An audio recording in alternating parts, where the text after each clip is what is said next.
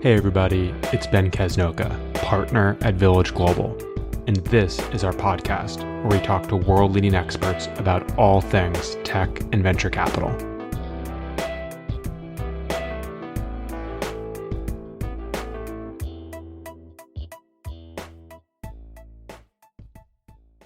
Hello, and welcome to Venture Stories from Village Global. I'm Ann Duane, and delighted today to welcome Deep Nishar, Managing Director and Management Committee Member at General Catalyst in Silicon Valley, where he leads the Growth Equity Fund. Prior to General Catalyst, Deep served as the Senior Managing Partner at the SoftBank Vision Fund. Before his investing roles, Deep spent more than 20 years building businesses, and he shares stories of teaming with the likes of Eric Schmidt at Google and Reid Hoffman at LinkedIn to build products that truly change the course of humanity. Deep, welcome to Village Global Venture Stories podcast. Thank you, Anne. Pleasure to be here. Let's get right into it because you have very actionable insights for product leaders and founders. When should a startup hire their first product manager? I'll make an assumption, which is most, if not all, startups today are founded by people who have great technology and product insights already. So it's not they're not being started by people who don't understand their customers or the products they are building. And if that is the case, I probably would wait to hire the first outside product person until after product market fit. And the reason for that is the period between inception and product market fit is very, very messy. It's very fast paced because you learn new things in the morning and you change things in the afternoon and you try them out in the evening. And then again, the cycle starts again the next day. And that takes a special kind of character. It takes a special kind of disposition. And usually founders have that more than somebody you would hire.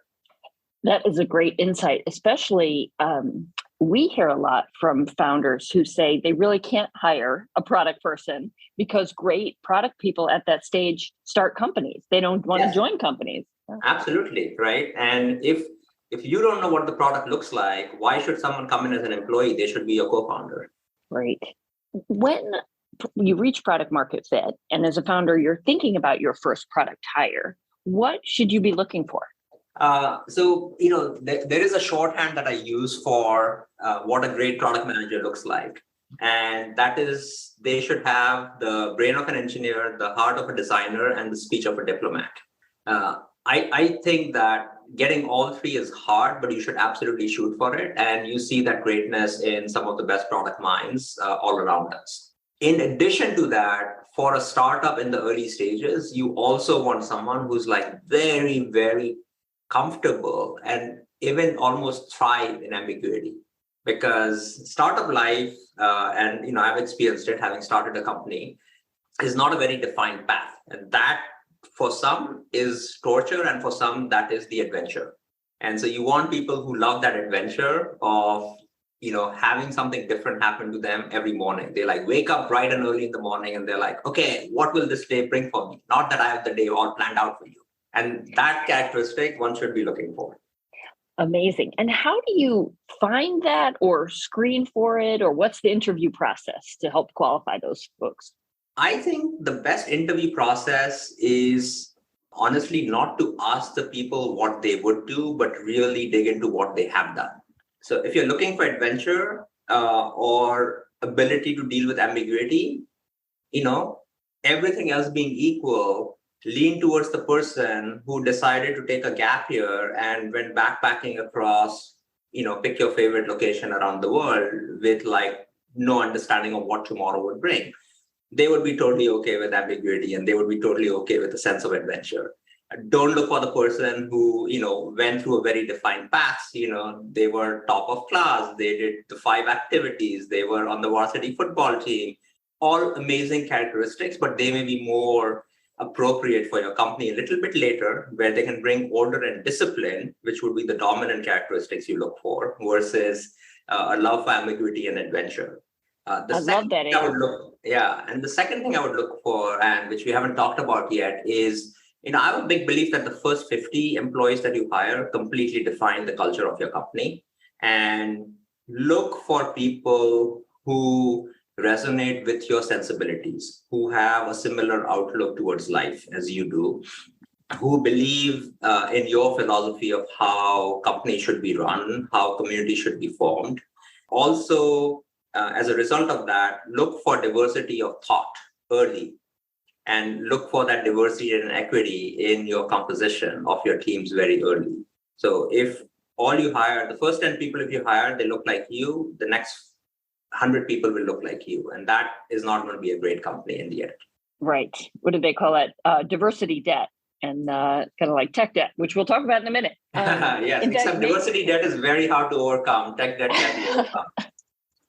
Okay, well, let's get right into that then. Tech debt is really results from prioritizing speed over perfect code. And how do you think about overcoming it or dealing with it? Yeah, actually, I would modify what you said. You're absolutely right that it happens because you prioritize speed over perfect code, but it also happens because the definition of perfection changes over time. So what we believe is perfect today may look very imperfect 5 years from now, or even 6 months from now, depending on what that perfection was about. So I think that rather than trying to avoid technical debt, which many people think of, one should basically think about it as a fact of life. Our closets get cluttered no matter how clean we are. Our tables get cluttered no matter how clean we are.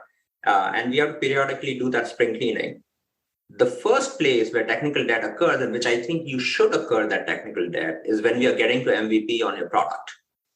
There is no point writing the best possible code and the most amazingly elegant program for your product if the product is going to fail. So this is where move fast and break things is actually not a bad maxim, up to the point that you get to your MVP. Once you get to your MVP, now this is where the discipline comes in. Let's say the product takes off in a big way. You're now okay, I can take the time to now rewrite it in a great way because I will lose my early edge in the market. So I need to keep going. But you could have built it, I don't know, on Ruby on Rails. That would be a bad idea because that's not going to scale. So now you have to start instituting processes that basically say, okay, how do I deal with this so that I don't accumulate it to a point of it becoming disastrous? There's a great example that will take our listeners back maybe 20 plus years of Friendster. Friendster was one of the original social networks that not many people will remember. And in the year 2003, they saw amazing growth. Their DAUs went from, maybe 1 million to 20 or 30 or 40 in a matter of 6 months. That's phenomenal growth, no matter which time in the technology cycle we can think of. Unfortunately, what happened is as the users grew that much, the infrastructure couldn't keep up. And as a result, they had to spend pretty much all of 2004 revamping the infrastructure. And meanwhile, MySpace came in and completely overtook them. And so today, Friendster, unfortunately, has become a footnote in the annals of tech history, while, things like MySpace had a much longer run. And then obviously LinkedIn and Facebook and others came after them.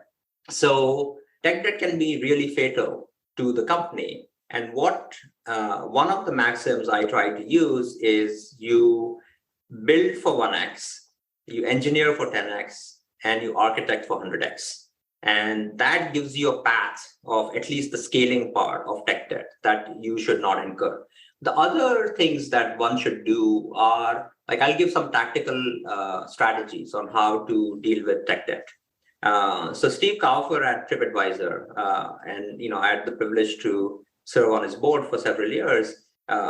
He would actually use the following technique. He would say that once the product has shipped or we've done the release, you take 1 or 2 weeks after that, and you basically say the release is not complete yet, and you take those 2 weeks to go back and clean up whatever shortcuts you may have taken. So that gave you a cycle. It's almost like you are every 3 or 4 months, you take a week and all you do is clean your closet. And that's a good way to sort of make sure that things don't accumulate on you. What we used to do at Google, and this was started by Jen Fitzpatrick, one of our then engineering managers, now one of the senior engineering executives in the company. It initially started as 1 week a year, then kind of became like once a quarter exercise where we would do bug bashes. So the product management team would like spend a few weeks prior prioritizing everything, triaging, deciding which bugs were important to be taken care of. And the engineering team would stop new feature development and just clean out old bugs. And that way you kept recycling the system. So here are, these are some of the techniques. So what I would say about tech debt is, one, don't try to avoid it because of the fact of life. Two, make sure that you don't accumulate fatal tech debt, which are infrastructure and scaling related. And to do that is to really, build for 1x, engineer for 10x, architect for 100x. And the third is always, depending on the culture of your company, institute practices so that you are constantly cleaning up the smaller kinds of debt so that you never get to a point where it becomes so big that it becomes a very daunting task. I love that. And also you're engaging the whole team, right, in the bug fixes and the, perfecting the release or something like that versus relegating that to another team or something like that. So everybody's totally. Yeah. So one, that actually brings up a very important point, Anne, which is, many people, they find the junior most people on their teams and say, oh, you go fix bugs. And they're like, oh, this way you'll get to know the code base. And, it's like not important. But the subtext really is that it's not really important enough for me to do it. Like I'll get some junior person to do it. That, in my opinion, is dumb on two counts. One, bugs are like, you need a lot of context to solve a bug in a right way and to clean up code in a right way. So by giving it to a junior person, you're actually now increasing the amount of time it will take to fix something that the person who actually introduced the bug or understands the code base really well could fix very quickly. The second is, there is no better way to demoralize someone than to say, you just take out the trash for the next 30 days. 100%.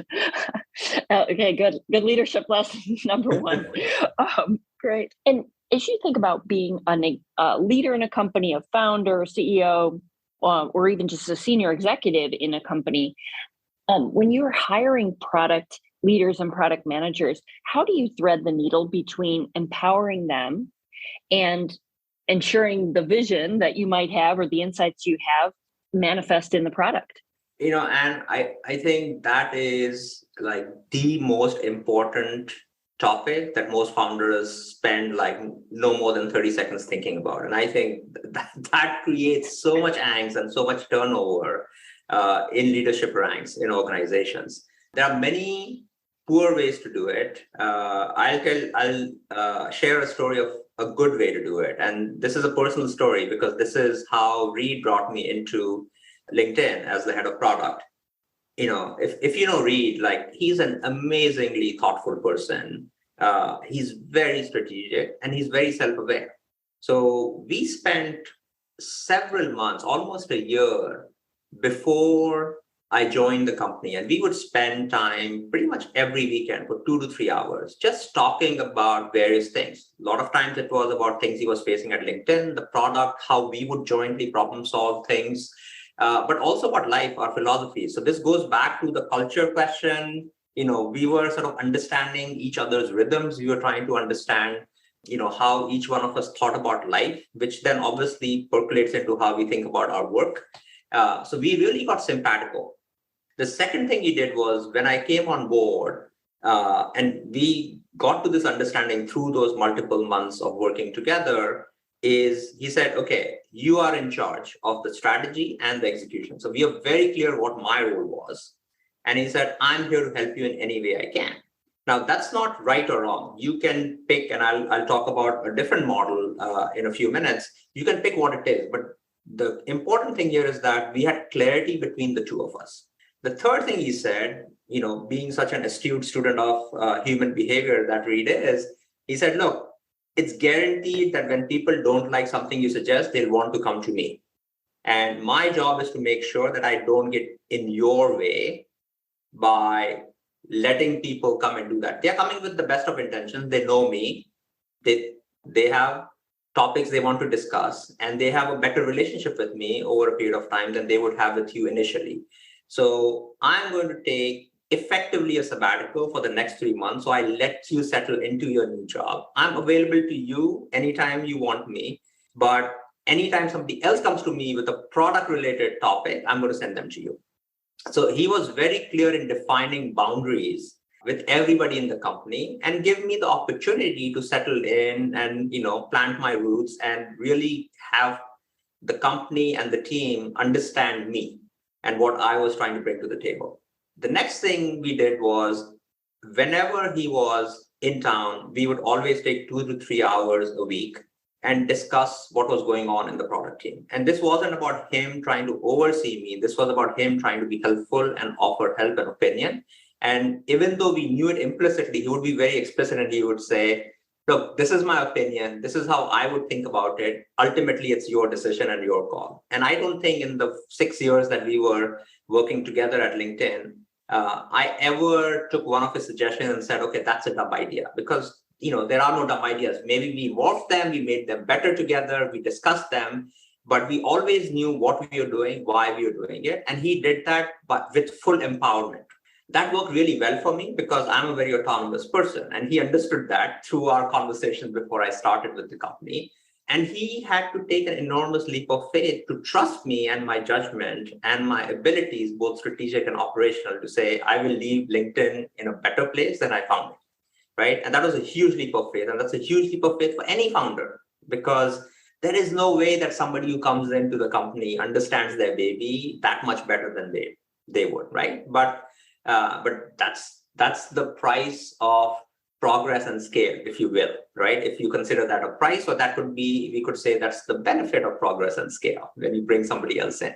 That to me is a happy path. There are many ways in which this thing can go wrong, right? You can start entertaining people who come to you. You can start, even without meaning to undermine the new product leaders by, imposing your opinion in large public settings, one-on-one with individuals, etc. And that sort of starts eroding the ability of the new person to do their jobs.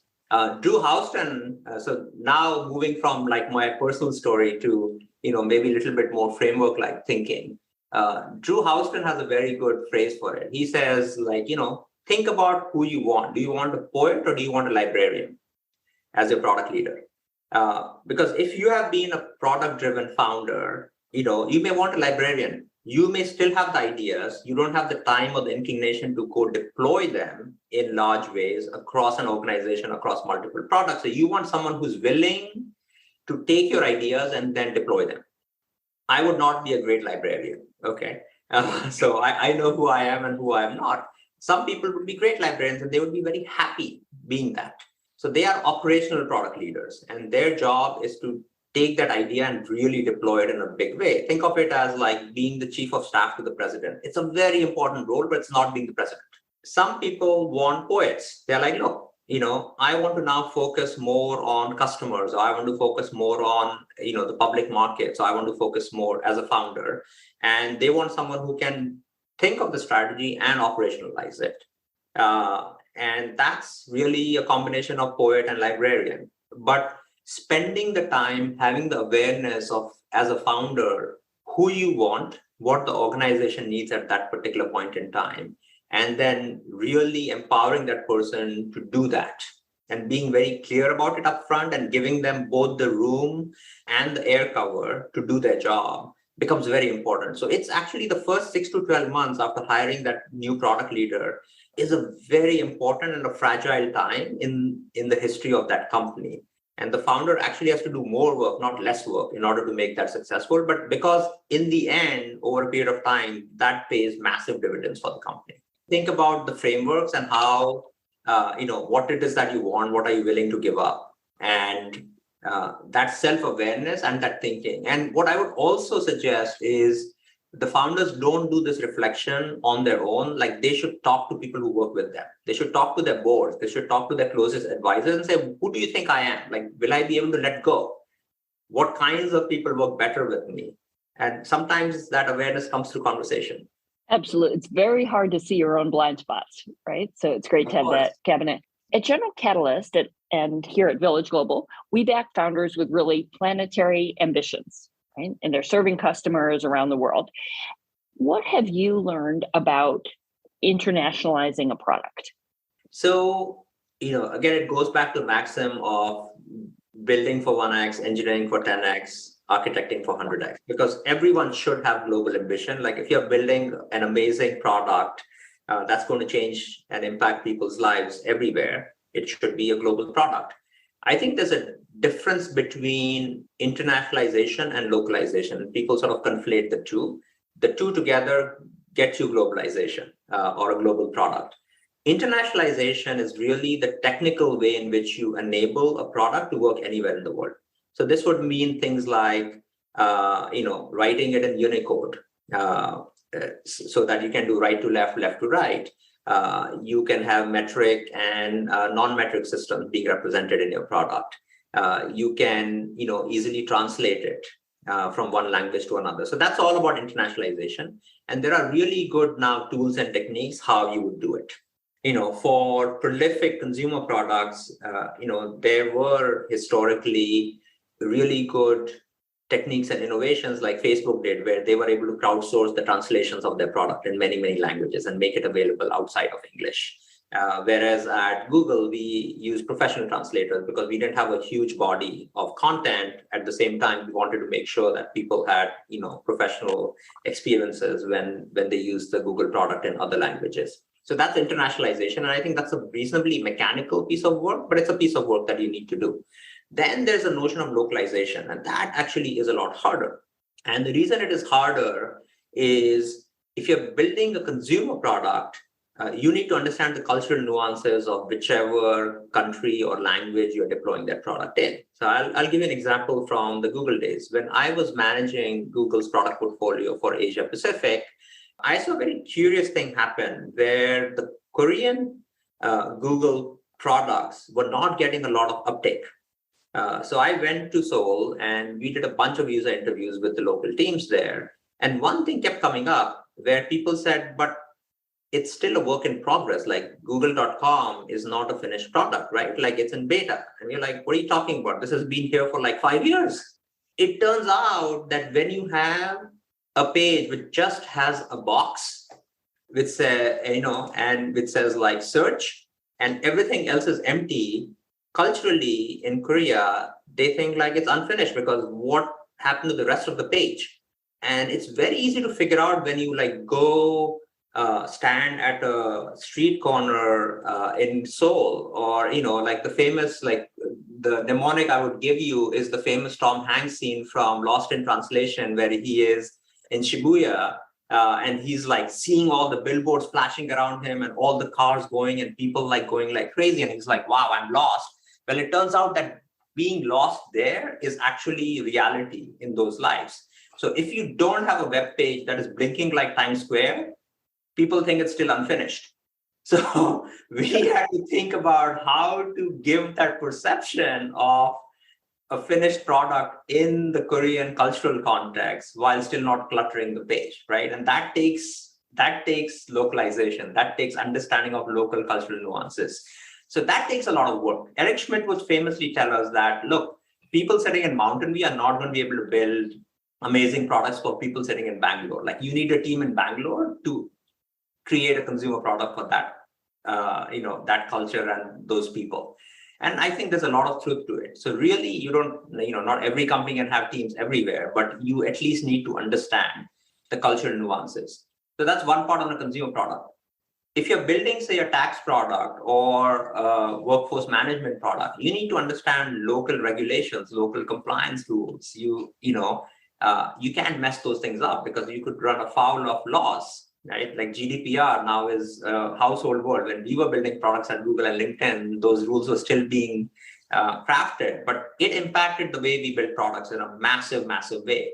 So as you think about globalization, those are also the aspects that you need to really understand. And having people, product managers who've done it, actually hiring them is worth their weight in gold because they can really help you get over the traps that it's very easy to fall into if you don't understand the local regulation, the local culture, the local customs and compliance issues that may come from having your product being used around the world. And have you been involved in the decisions of when to go cross-border and which markets to pursue? All the time. So, at Google as well as at LinkedIn, because again, both products had very global ambition. And in many different ways. So, Eric would famously tell us that, if a sheep farmer in Mongolia wants to advertise on Google and pay us in sheep, we should be willing to take sheep and convert it into US dollars. Okay.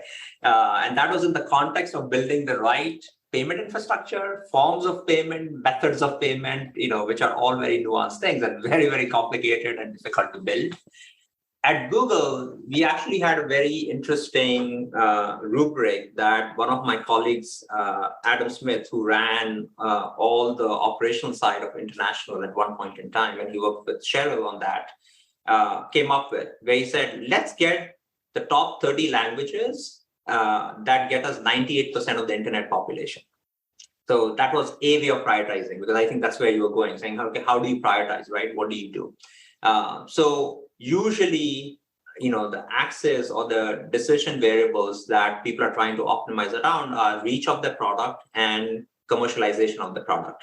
And understanding the surface area of which parts of the world get you the optimal point amongst those two becomes an important decision criteria. Then you overlay on that, like the difficulty level of doing certain things. So, if you have to really take a lot of payments in Latin America, but in Brazil, like boleto is a very difficult form of payment that you have to interact with, you may then prioritize that a little bit later, even though it may be a very important country for you, because it will take you more work to get boleto working than getting like 5 other Latin American countries working for you. And is working with a distributed team that's doing localization similar to how a founder might think about that first product leader in terms of empowerment, or any lessons learned there on managing those teams? Yeah, and some pretty important ones. But if there's one that stands out amongst all of them, is really understanding the state of product management in any given geography. The level of training and abundance of product management talent in those geographies. So when I was chartered to go build out our product portfolio in Asia, one of the things Eric said is you need to have local teams, as we talked about earlier. And he had a strong belief, and a right belief, I believe, in doing so. Now, it turns out that when you're building organized technical organizations and product organizations in India and China and Korea and Japan and Australia in 2005, they didn't have a huge product culture in those countries. And, initially our thought was we would hire, strong technical talent in those countries, and then they would become the product talent. And that didn't quite work out. So what eventually ended up working out for us was taking experienced product leaders from the US who were trained in Mountain View and empowering them to become leaders in those countries. And that worked out beautifully, because we just needed, what happened was it brought 3 things to the table. One, they were trained in classic product management here. So then they could go and hire a lot of APMs and, young people who were hungry and wanted to learn, and train them the right way, and train them the way Google would want to do product management. The second thing they brought was they had a lot of relationships back to the mothership, which is important, because when you have a distributed team, your code base is not necessarily distributed. So you may need to make changes to the core code base, and you can't do that without relationships, right? You can't just like throw PRDs over the wall and expect someone will do what you do. So that was a very important function. And the third thing they could do was they could bridge that cultural gap, right, of what that local country and the local user base needed with the way we thought about what the product would look like over a period of time. And that was also an important learning back into the core organization in Mountain View to say, okay, this is what a global Google user base looks like and wants from us. So that worked out fabulously for us. And, many of those product leaders have gone on to start companies and become very, very successful in what they've done. In China in particular, one of the founders of Xiaomi and the main founder of Pinduoduo were early product managers on our Google China team. Amazing. What an amazing influence. And knowing what you know now, both from building and operating yourself, but also investing in amazing companies, what would you prioritize today in building a world-class organization for product if you were starting a company today? one of the things I would say is that as your organization grows, the truly world-class product leaders not only build great teams and build great products, but they build a great product operating system for you that will outlast not just them in any organization, but will endure the test of time. And, we talk about operating systems when it comes to compute, right? And it is the most important component because everything runs on that. Similarly, having a product leader who spends the time and invests the time to come up with product principles that captures the ethos of the company and its perspective towards its users and customers, who then builds an operating system on top of it, which is about how do you hire the right people who follow those principles and enhance them? How do you provide career progression to them? What are the rituals of your team that embody these characteristics and bring diversity of thought that are inclusive, that are creating the very best products that are disciplined, where you're thinking about success and failure of a product a priori. So you're making rational and disciplined and rigorous decisions versus emotional decisions over time. These are all components of an operating system, and the very best product leaders build them. I would say that my colleague Marissa Meyer at Google, she was amazing at this. It's like building the product that is the product. Right. The product for the product. Yes. What is the product for the product? Exactly right. That's a great way of saying it, Anne. Oh, great. Let's talk about your role today at General Catalyst. Mm-hmm. Where are you spending your time and what are you looking to invest in? So I have always tried to hitch my career and invest my professional time on trends that I believe will change the course of humanity over the next 10, 20, 30 years. And I'm choosing the words very carefully, changing the course of humanity. So I joined Google in 2003 when everyone thought consumer was dead, right? It was after the big dot-com bust. People thought dot-com was a passing phase.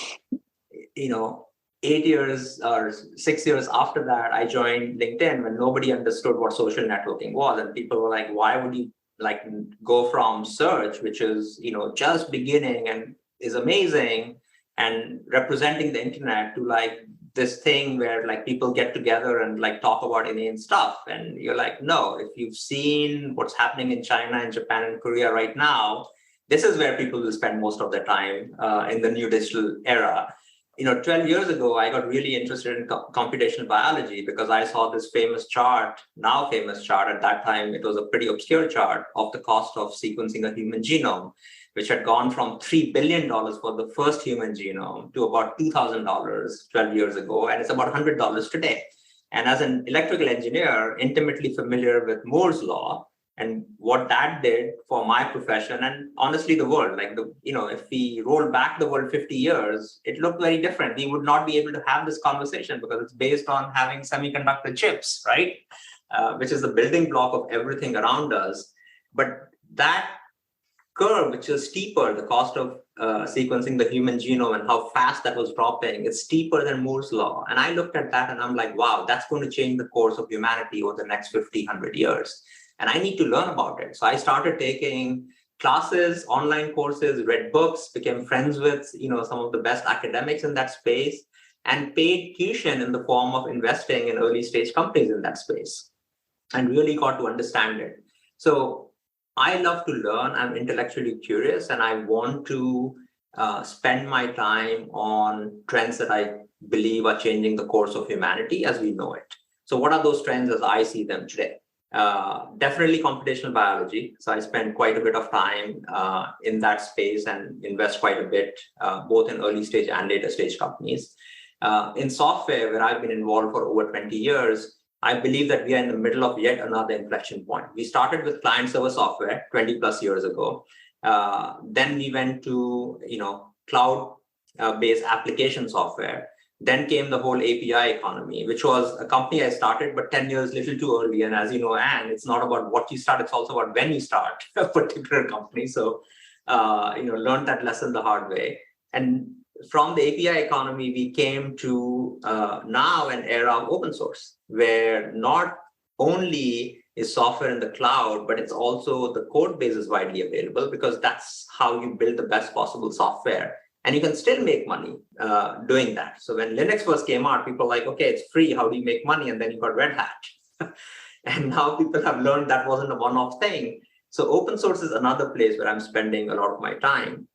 And I got very fortunate at LinkedIn. We were one of the pioneers in terms of big companies open sourcing some of our best infrastructure software, right? Kafka is one of it. Apache Pinot is another one, which now the company Star Tree focuses on, and several others along with it. So that's the second place where I'm spending quite a bit of my time. And the third place where I'm spending a bunch of my time is really around the role of AI and machine learning in terms of how we build products. And it's not just about like companies that use AI and machine learning. That's like become like oxygen in the air. It just exists.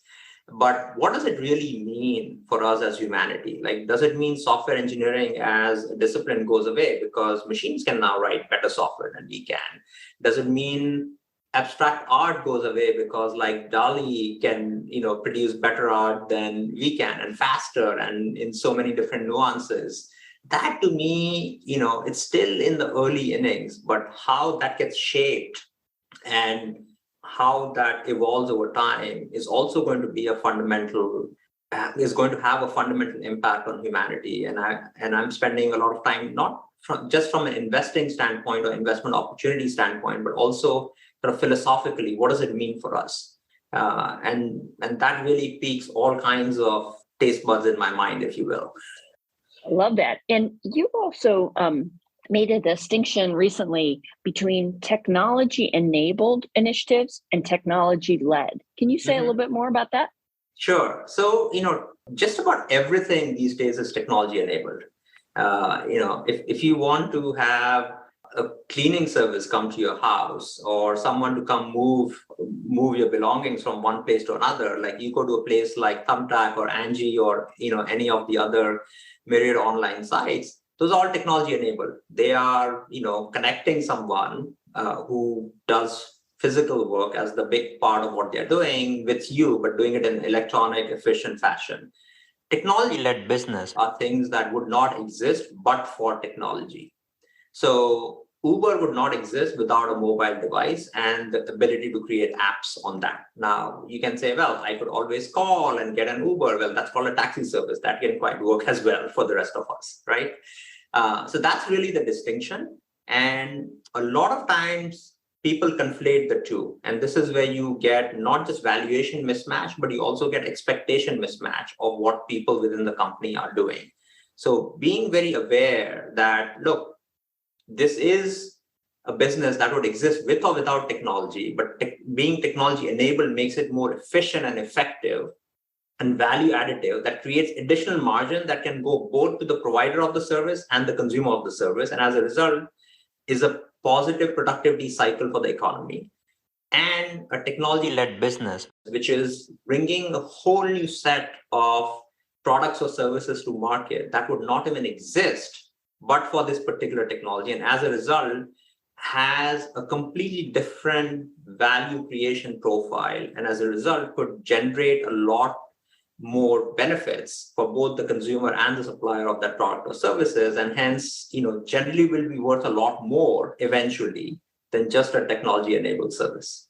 Well, Deep, thank you so much for joining us today. And you have such actionable insights and wonderful stories that you definitely have a book in you. I hope you write a book soon. Thank you. Let's watch this space, and from your lips to writer's ears, as they say. Thank you so much, Steve. Thanks, and have a wonderful day.